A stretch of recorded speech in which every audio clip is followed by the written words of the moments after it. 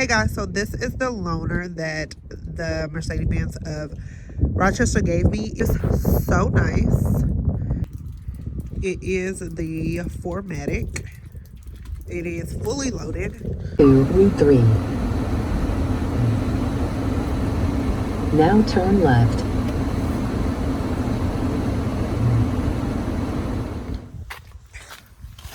I'm gonna show you guys this logo when the sun is, when it's dark. But it has the Mercedes Benz welcome logo when you open. It comes with heated seats, of course. This is the inside. I just don't like that the seats are not like the oval seats like what's in my car. That's like one of the Mercedes features that I actually like a lot. I drive like super close to the steering wheel, so I'm gonna back up a little bit so you guys can see. I already put 400 miles on this car because I live 2 hours away and I've been going to clinicals for the past 3 days, and my clinical is an hour away. So yeah, I told them before they gave it to me. So this is what the inside looks like. So the screen is freaking huge compared to what my screen in my car is. This is also a push start, which my car is not push start. The controls are still the same. Like the steering wheel is different. Like all of this stuff you can control here. Mine just looks a little bit different. But this little button down here is kind of where my cruise control in my car is. This controls the temperature of the steering wheel. So you can go warm or you can go cool depending on what the temperature is, which I think is dope. If you have a leather car and you live in an extreme weather, one versus the other, like cold versus hot, you will know the importance of having this feature in your car. So like it was 18 degrees today. This was like so boss having your steering wheel warm. And then also if you are in like Texas, Oklahoma, Florida, Georgia, Alabama heat, you can also cool your steering wheel so that way you're driving and not like burning your hands. So I love that feature of this. So I love that feature. The center console is different from my car as well. So all of this is touchscreen. You can change. I guess I'll turn it on and show you guys. So if you push this button up, it changes if you want to go to sport, sport plus, individual. I don't know what none of this stuff means. Comfort or eco. I usually leave it in eco because it's just better on gas. My car stays on eco also. It's better on gas.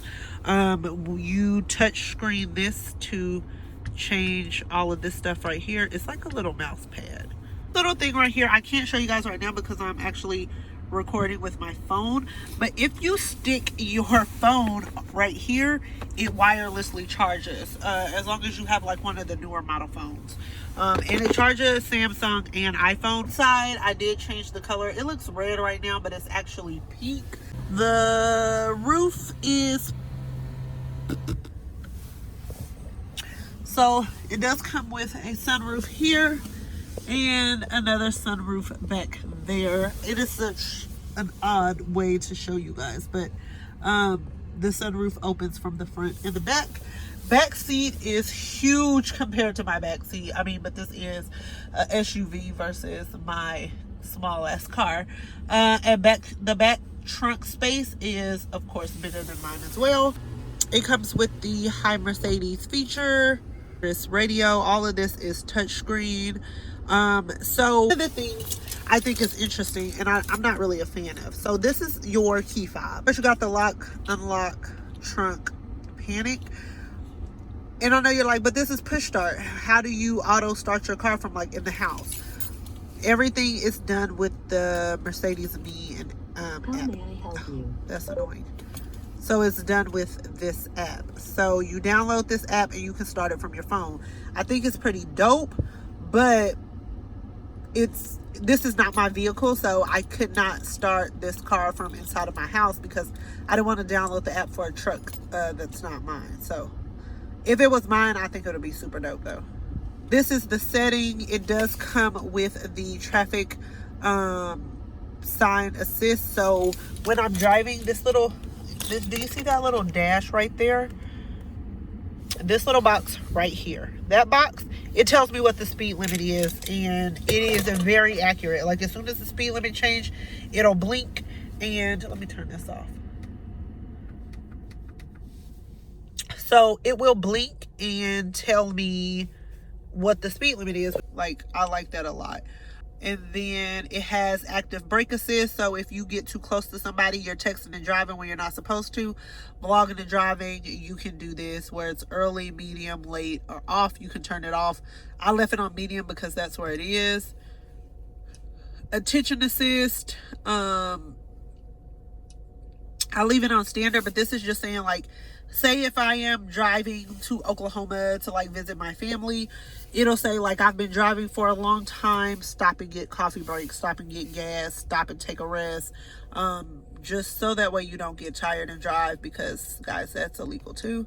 And then it also comes with blind spot assist, and I just have it on everything because sis, I can't see.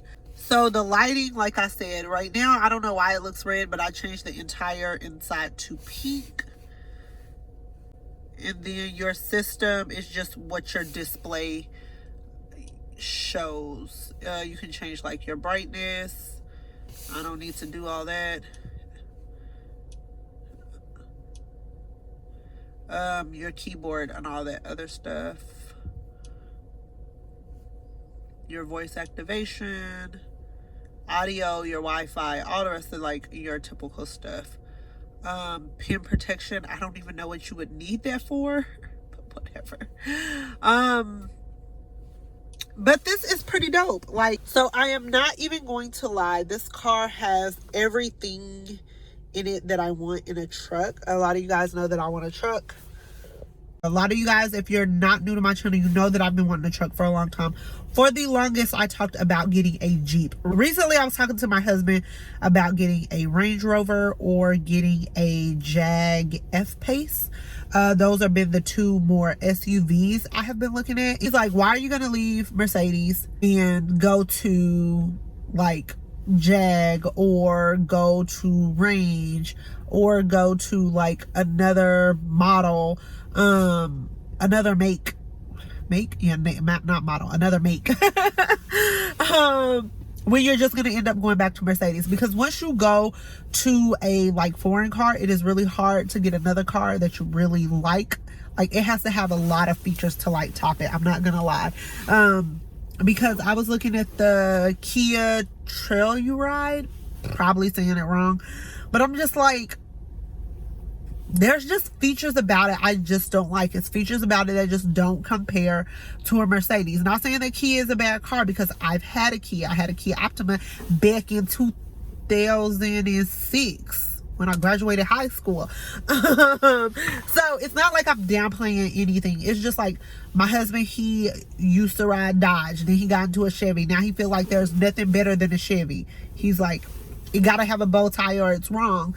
So it's just like what your personal preference is. So he's like, why would you leave a Mercedes and then get a Range Rover or get a Jag, and then in a couple of years you're gonna be like, nope, I want to go back to a Mercedes. Ultimately, I would love a Mercedes GLE. Ultimately, I would love to get a Mercedes GLE 43. It's an AMG. I believe it's an AMG. But that's not in my price range. I'm trying to do other things, like big things, and it's not in my price range. The GLC 300 Coupe looks like the GLE 43. It's like a smaller version of it, and of course it's not an AMG, but I believe it still is a 4MATIC, and I've been looking at that, and it basically, all of the features are the same as this truck. It's just that it's a coupe versus this size truck, and I'll put a picture somewhere in here. And I'm just like, I don't know, I might just go with the GLC coupe, but I would have to test drive it to see if the inside is actually smaller, because I like the size of this one, and I might just end up getting this one. I might not get it this year, or as in 2020. I might not get it in 2020, but 2021 I might just upgrade my car. But then I go back and forth, because I'm like, 2022 Sean will be driving, and my car would be a good first driver's car because it's small, but also I'm like, you wreck your first car usually. I mean, I wrecked my first car. A lot of people I know wrecked their first car.